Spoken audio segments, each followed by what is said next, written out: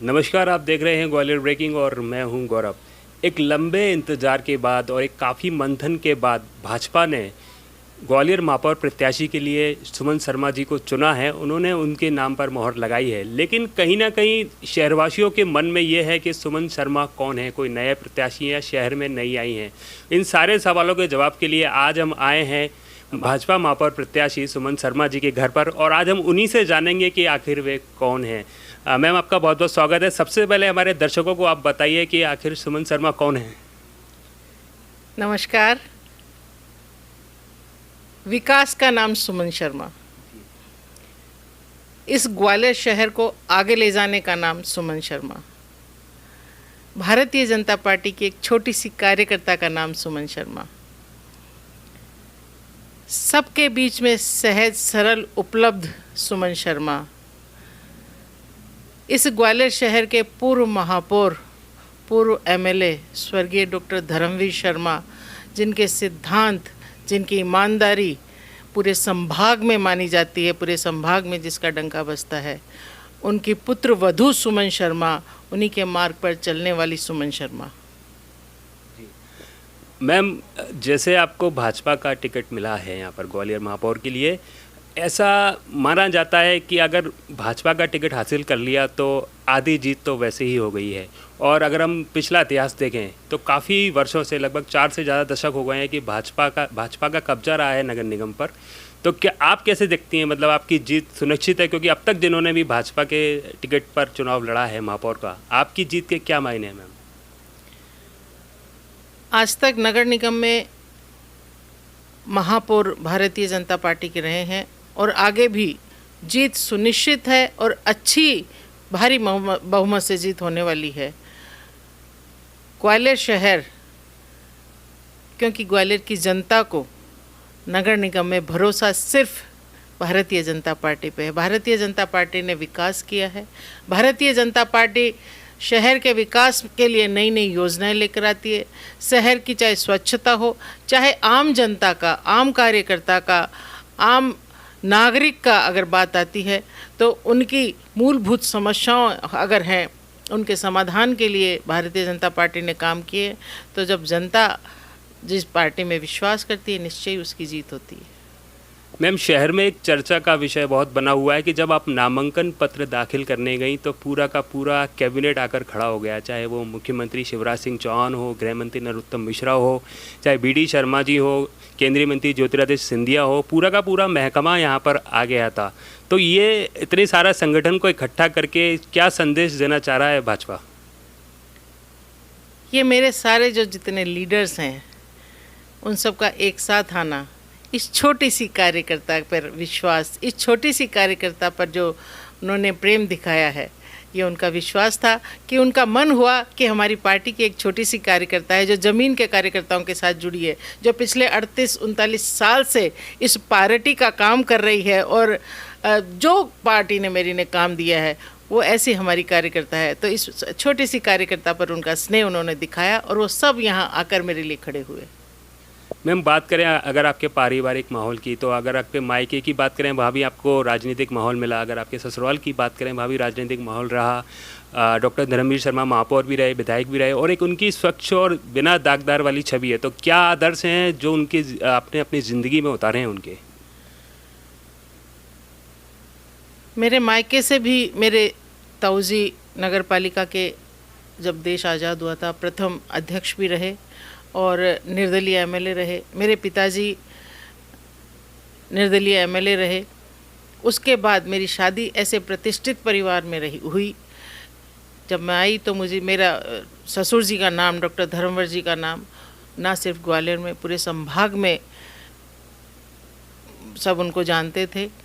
और उन्होंने शादी होने के साथ ही मुझे अपने साथ कि बेटा चलो मेरे साथ, और हमेशा अपने साथ वो मेरे को लेके गए।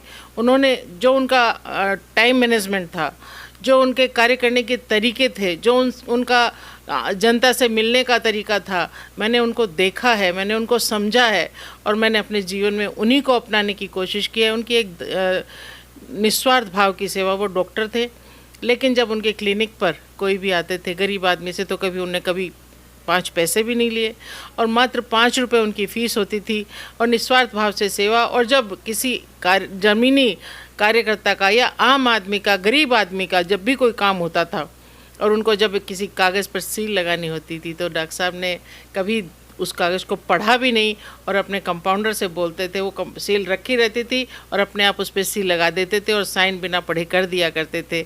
ऐसा विश्वास उनका जनता में था और ऐसा विश्वास जनता का उनमें था। वही सिद्धांत मेरे रहने वाले हैं, वही रास्ता जो उन्होंने दिखाया उन पर मैं चलने वाली हूँ। मैम, कुछ महीने पहले ही आपके जो हमसफ़र थे उनका देहांत हुआ है और उसके बाद मुझे याद है, ऐसा मैंने सुना भी था कि आप तस्वीर के आगे उनके खड़ी हुई थी और अचानक से घोषणा हो जाती है कि आपको चुनाव लड़ना है। तो ये इसमें सामंजस्य आप कैसे बैठा लेंगी, क्योंकि कहीं ना कहीं ये चीज़ें कमज़ोर भी बना देती हैं कभी कभी परिस्थितियों के वश। लेकिन मुझे आपसे बातचीत करके लग रहा है कि आप बिल्कुल कहीं से कमज़ोर नहीं, बिल्कुल एक मजबूत प्रत्याशी हैं। तो ये जो सामंजस्य है, अगर आप महापौर बनती हैं तो पूरी जनता आपका परिवार होने वाला है, तो ये पारिवारिक और जनता के बीच सामंजस्य कैसे बिठा लेंगे आप? मेरे पति का हमेशा मुझे सहयोग रहा, हमेशा उनकी इच्छा थी कि मैं सामाजिक क्षेत्र में जाके काम करूं और कभी चाहे सुबह का टाइम हो, चाहे रात का टाइम हो, रात के 12 बजे का भी समय हो, उनका जो विश्वास मेरे ऊपर था, जाओ, निकलो, गाड़ी लो, अपने आप जाओ, अकेली जाओ। मेरी पार्टी ने मुझे जिम्मेदारियां दी। मैं पूरे ग्वालियर संभाग, चंबल संभाग की मेरे को महिला मोर्चा की तरफ से प्रभारी बनाया गया। वहाँ मेरे पति का कहना, उठाओ गाड़ी, जाओ, अपनी बहनों को साथ लो, कोई जेंट्स नहीं जाएगा। तो ये हिम्मत जो मुझे मिली है मेरे पति की दी हुई है। और मेरे पति का सपना कि मेरी पत्नी आगे बढ़े, हमेशा उनकी यही सोच कि तुम निकलो, आगे बढ़ो। तो जब मैं शुरू से निकल रही हूँ तो मेरे पारिवारिक और राजनीतिक जीवन में तो शुरू से ही सामंजस्य बिठा के चल रही हूँ। आज मेरे बच्चे सक्षम हैं, मेरा परिवार सक्षम है, तो ऐसी कोई समस्या मेरे साथ होने वाली नहीं है। मेरा टाइम मैनेजमेंट, मेरा पारिवारिक और राजनीतिक मैनेजमेंट जो चलता आ रहा है बिल्कुल चलेगा वैसा ही। मैम, आप केआरजी कॉलेज की जन भागीदारी समिति की अध्यक्ष भी रही हैं, तो एक महिला भी हैं और महिलाओं का प्रतिनिधित्व आप करती हैं। तो महिलाओं के लिए क्या क्या योजनाएं आपके मन में हैं? आप महापौर जैसे अगर बनती हैं तो महिलाओं के लिए क्या नई स्कीम आप ला सकती हैं अभी?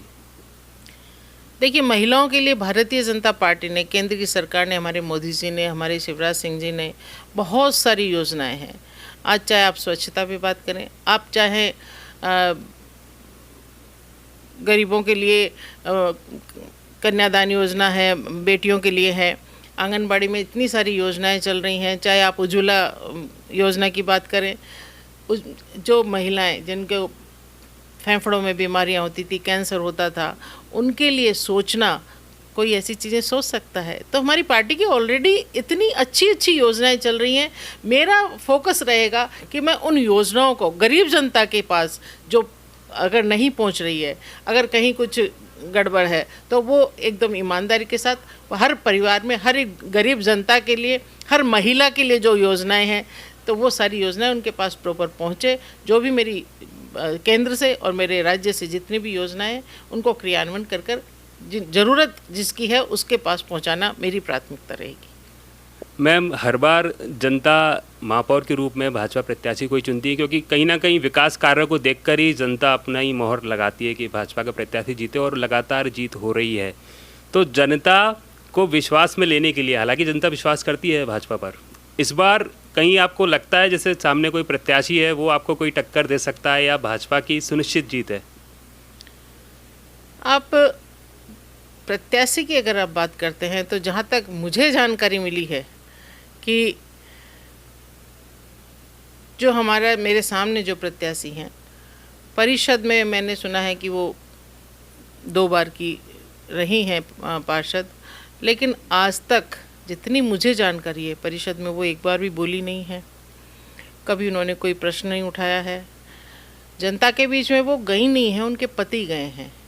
तो तय तो जनता को करना है कि परिषद ऐसी महिला के हाथ में दें जो आज तक परिषद में रहने के बावजूद भी कभी बोली नहीं, या परिषद ऐसे हाथ में दें कि जब मैं केआरजी कॉलेज 6 साल में जन भागीदारी अध्यक्ष रही, मेरे कॉलेज के पास में ना मेरे पति अंदर जाना तो दूर, पास भी नहीं आए, मेरे बेटे, मेरे पति, मेरे परिवार का कोई सदस्य केआरजी कॉलेज के अंदर नहीं गया। जो किया मैंने किया, अपने पार्टी के सहयोग से किया। तो अब जनता को तय करना है कि उनको कैसा महापौर चाहिए, एक पति के चलाने वाला महापौर चाहिए या एक जो खुद चुनती है जनता ऐसी महिला महापौर चाहिए।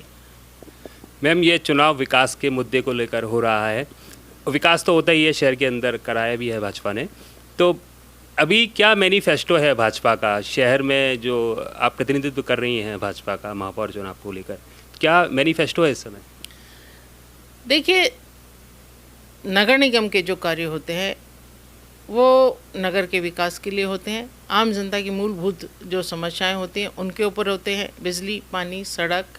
और अब जो स्मार्ट सिटी की योजनाएं हैं उन पर जो काम चल रहा है, उन योजनाओं को आगे सुचारू रूप से चले और जल्दी वो पूरी हों, जिससे हमारा शहर, आज तक जितने महापौर बने हैं उन्होंने इस शहर को आगे ले जाने के लिए बहुत काम करे हैं। मेरी शादी हुई थी तब मैंने देखा था ग्वालियर बहुत छोटा दिखता था, ग्वालियर में कुछ भी नहीं था, लेकिन आज जो विकास देखने को मिल रहा है, आज जो हमारे शहर में बड़े बड़े मॉल देखने को मिल रहे हैं, आज जो सड़कें देखने को मिल रही है, आज जो चौराहे बने हुए हैं, आज जो ग्वालियर की एंट्रेंस बनी हुई है, वो सारा विकास भारतीय जनता पार्टी ने कराया हुआ है। और अब आने वाले समय में बहुत इंटरनेशनल एयरपोर्ट बनने वाला है, हमारा रेलवे स्टेशन बहुत स्मार्ट बनने वाला है और 954 करोड़ इस शहर के विकास के लिए हमारे मुख्यमंत्री जी बोल के गए हैं, मिलने वाले हैं। तो ये शहर कितनी ऊंचाइयों पर भारतीय जनता पार्टी के हिसाब से जब विकास करेगा तो निश्चित ही ग्वालियर शहर ना सिर्फ यहाँ पर, बल्कि मेरा पूरा प्रयास रहेगा कि जबलपुर, भोपाल के पैरेलल आकर हमारा ग्वालियर खड़ा हो जाए और एक प्रदेश में और ना सिर्फ प्रदेश में बल्कि पूरे देश में ग्वालियर का एक अलग से नाम हो। मैम, केंद्र सरकार ने गरीबों के लिए और मध्यम वर्गीय के लिए कई सारी योजनाएं बनाई हैं, लेकिन कहीं ना कभी ऐसा होता है कि वो योजनाएं पहुंच नहीं पाती हैं उन तक। योजनाएं तो बहुत अच्छी हैं जिनसे उनका विकास और फ़ायदा हो, तो वो योजनाएं जन जन तक पहुंचाने के लिए आप क्या प्रयास करेंगी आप महापौर बनने के बाद? योजनाएं मेरे जितने भी पार्टी के पार्षद आएंगे चुनकर, उनके माध्यम से हर आदमी, हर आम कार्यकर्ता के पास उन योजनाओं का, उनके माध्यम से उन योजनाओं का लाभ मिले। और दूसरा, आप देख रहे हैं कि प्रधानमंत्री जी ने जन धन खाता खोला गया था, उस खाते में मैं आपको याद दिलाना चाहती हूँ, राजीव गांधी जी ने बोला था कि हम पैसा तो भेजते हैं, लेकिन वो पैसा जब आम आदमी के पास पहुंचता है, जब जनता के पास पहुंचता है, तो 1 रुपये से वो 15 पैसे में उस जनता के पास पहुंचता है। तो आप सोचिए कितना भ्रष्टाचार था। और आज जब जन धन खाता गरीब आदमी के लिए खोला गया, जब 1 रुपया अगर भेजा जाता है तो वो 1 रुपया उसके खाते में आता है। तो इतनी ईमानदारी से काम चल रहा है, तो योजनाओं का लाभ भी पूरी जनता के पास पहुँच रहा है। मैम, आप फिल्म सेंसर बोर्ड की सदस्य भी रही हैं, ऐसा मुझे जानकारी है। मनोरंजन एक किसी भी व्यक्ति के जीवन का एक महत्वपूर्ण अंग होता है। आप अगर देखें तो ग्वालियर में टॉकीज की मैं बात करूंगा, ख़त्म होती जा रही है। अब मॉल का दौर भी है, आधुनिकता का दौर है, तो मनोरंजन के लिए जैसे कई सारे पार्क भी हैं, स्मार्ट सिटी ने बनाए हैं शहर में, और सारी चीज़ें हैं वो भी डेवलप हो रही हैं, चाहे बैजा ताल हो या वीर सावरकर ताल हो। तो मनोरंजन के लिए भी कोई आपने योजनाएँ बनाई हैं कि शहरवासियों को और अच्छा मनोरंजन मिल सके? देखिए, पार्क्स का काफ़ी डेवलपमेंट हुआ है। पार्क में झूले लगाए गए हैं, पार्क में एक्सरसाइज करने की मशीनें भी लगाई गई हैं, और भी जो हमारे पार्क का विकास, नए नए बड़े बड़े पार्क बनवाएंगे हम, ये भी मेरे प्लानिंग में है। और साथ में मनोरंजन, जैसा आपने बताया कि मॉल्स में तो सब चल ही रहा है, बच्चों के लिए भी सारे गेम्स वगैरह, गेम जोन वगैरह सब है। तो जितना भी बैठेंगे अधिकारियों के साथ, ज़मीनें होंगी वहाँ पर, सरकारी ज़मीनों पे हम क्या विकास कर सकते हैं, बच्चों के लिए कितना उद्यान बना सकते हैं, उनमें क्या क्या और आधुनिक सुविधाओं से उपलब्ध कराकर हम करा सकते हैं, निश्चित ही वो प्लानिंग कर हम आगे बढ़ेंगे। मैम, अब मैं लास्ट आपसे यही पूछूंगा कि आप जनता से क्या अपील करना चाहेंगे? जनता आपको देख रही है और जानना चाहती है कि सुमन शर्मा जी का क्या कहना है, उनसे आप क्या संदेश देंगे उन्हें? मैं मेरी ग्वालियर शहर की जनता से यही अपील करना चाहती हूँ कि वो तय करें, उनको एक सहज सरल महापौर चाहिए या उनको एक ऐसी महापौर चाहिए जो उनकी महापौरी पूरी उनके पति के द्वारा चलने वाली है। क्योंकि अगर वो खुद चला रही होती तो पिछले 10-15 सालों में वो उनका समझ में आता कि वो कभी वो बोली नहीं, जो आज तक नहीं बोली वो आगे क्या बोलेंगी। और मेरी कार्यशैली भी सबने देखी है। और मैं बहुत सारे सामाजिक संगठनों से जुड़ी हुई हूँ, चाहे जेसीज हो, चाहे लॉयंस हो, चाहे रोटरी हो, चाहे भारत विकास परिषद हो। मैं बड़े बड़े पदों में उन पर रही हुई हूँ। मेरे सामाजिक संगठनों के साथ साथ चैम्बर के भी हम मेंबर हैं, जीवाजी क्लब के हम मेंबर हैं। तो सब मुझे मेरे बारे में जानते हैं। पूरा व्यापारी वर्ग, मेरे पति का कोई ऐसा क्षेत्र नहीं था कि उनको कोई जानता नहीं हो, और उनकी पहचान से मेरी पहचान बनी है। डॉक्टर धर्मवीर जी की पहचान से मेरी पहचान बनी है। तो मैं पहचान की मोहताज नहीं हूँ। ये जनता को तय करना है कि उनको कैसा महापौर चुनना है। मेरी रिक्वेस्ट है, सोच समझकर वो महापौर चुने, इस ग्वालियर के विकास के लिए महापौर चुने। तो वो उनके सामने पूरा खाका तैयार है, जैसा उनको महापौर चाहिएंगे वो चुनेंगी, और मुझे विश्वास है वो मेरे ऊपर पूरा विश्वास दिखाएगी मेरी जनता। बहुत बहुत धन्यवाद मैम आपका समय देने के लिए। तो हमने आपको रूबरू कराया सुमन शर्मा जी से, जो कि भाजपा से महापौर प्रत्याशी हैं, और उन्होंने अपने करियर को लेकर, अपने पारिवारिक माहौल को लेकर बहुत सारी बातें की। हम आपको बता दें कि पिछले 38 सालों से वो संगठन में सक्रिय हैं और बहुत सारे महत्वपूर्ण पदों पर ग्वालियर में रह चुकी हैं, और काफ़ी सारे विकास कार्यों को लेकर उन्होंने बात की। उन्होंने बताया कि कैसे उनके जो ससुर जी थे, उन्होंने ज़िंदगी में अपने आदर्श उतारे, उन्हीं आदर्शों को लेकर वे चल रही हैं और आगे भी चलती रहेंगी, और ग्वालियर के विकास के लिए उन्हें बहुत सारी योजनाएँ बताई हैं, उन पर वे अमल भी करेंगी। आपको ये इंटरव्यू कैसा लगा हमें कमेंट बॉक्स में ज़रूर बताइए, और बाकी की ताज़ा तरीन खबरों के लिए देखते रहिए ग्वालियर ब्रेकिंग, सबसे पहले सबसे सटीक।